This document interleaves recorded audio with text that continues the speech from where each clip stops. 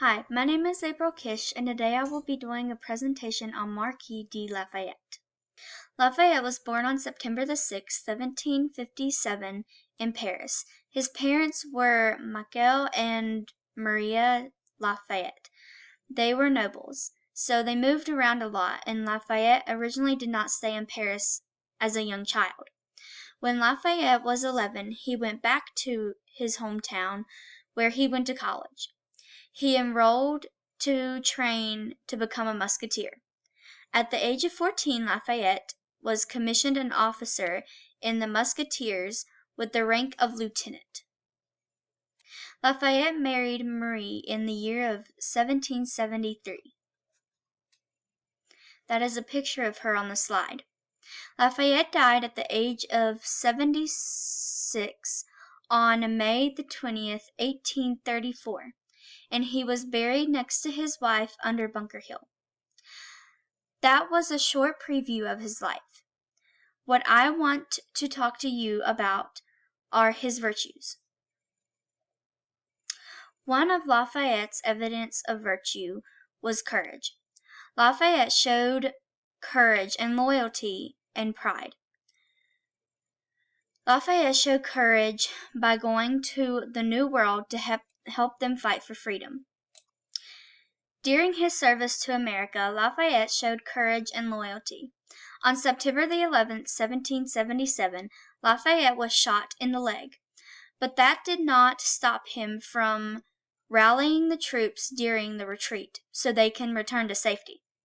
Because of his actions, Washington commended Lafayette for his bravery and gave him command of a division. And the picture on the slide shows Lafayette and George Washington shaking hands and meeting for the first time. This picture is of Lafayette at the victory of the Battle of Yorktown, where America became free from the British. Lafayette was not only loyal to his troops, but he was also loyal to his wife and his family. When Lafayette's wife was very sick and on her deathbed, Lafayette told her, "I am always yours," and Lafayette stayed with her until the very end. Another virtue that Lafayette showed was pride. Lafayette had a sense of pride for himself and his accomplishments in what he did.